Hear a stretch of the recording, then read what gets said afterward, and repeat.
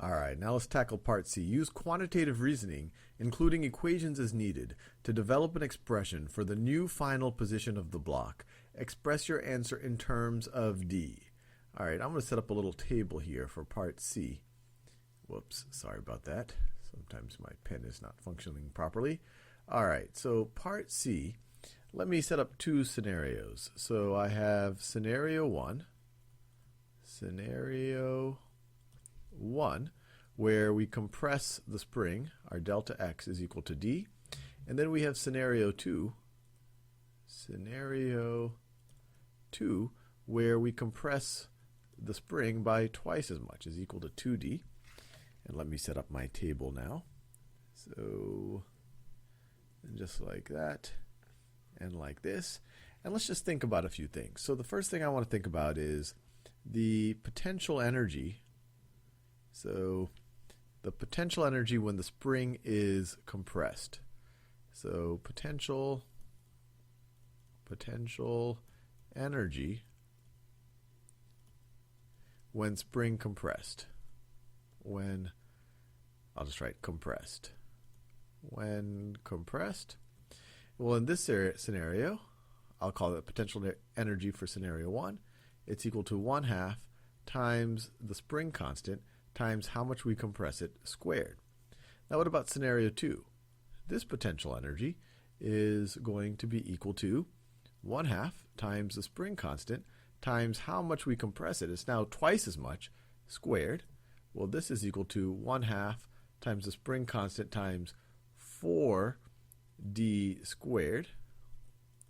And I could put the 4 out front. This is equal to 4 times 1/2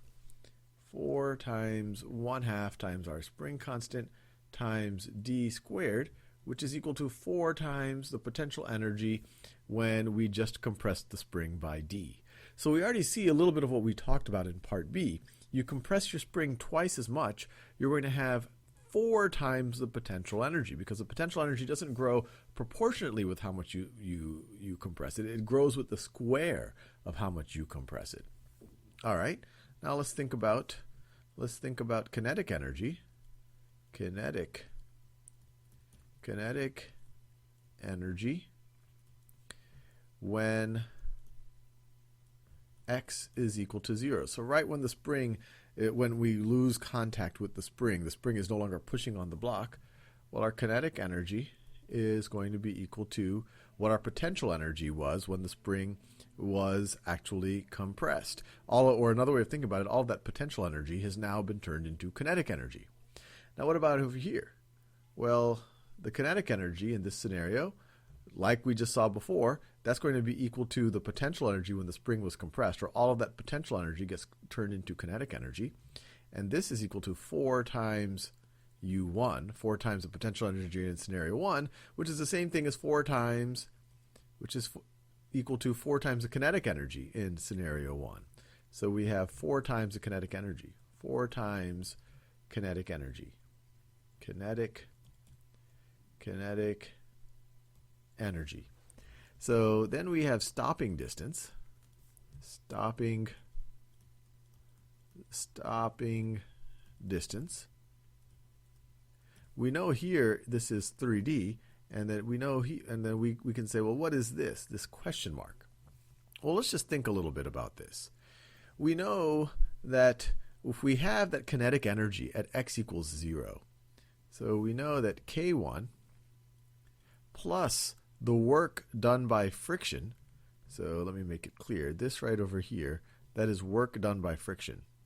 Work done by friction. And it's going to be negative work because the force of friction is acting in the direction opposite of the change in x.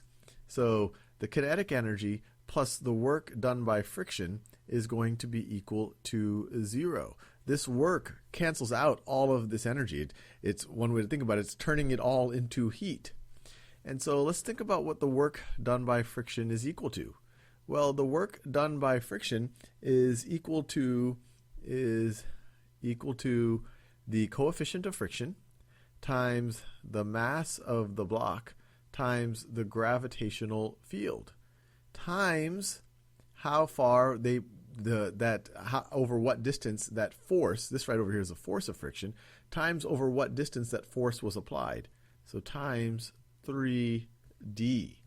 And to be clear, this force is going in the opposite direction of our change in x.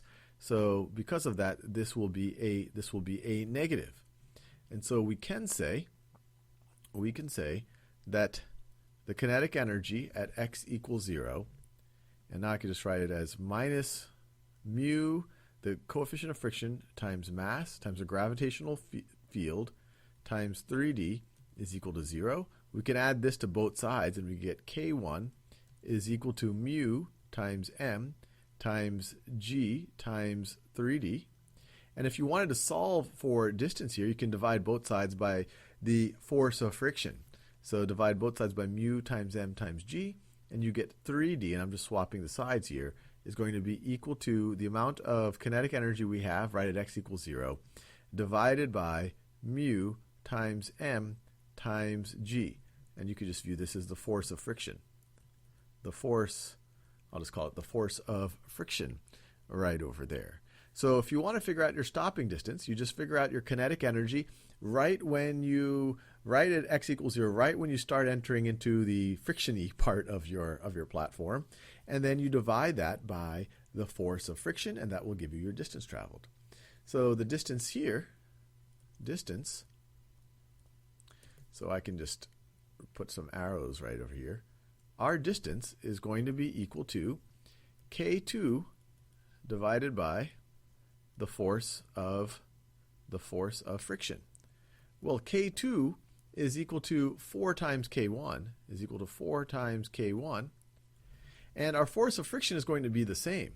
We have the same coefficient of friction, we have the same mass, we have the same gravitational field, so divided by force of friction. And this we already know, k1 divided by force of friction is equal to 3d. So this is all going to be equal to 4. This is going to be 4 times 3d, which is equal to 12d.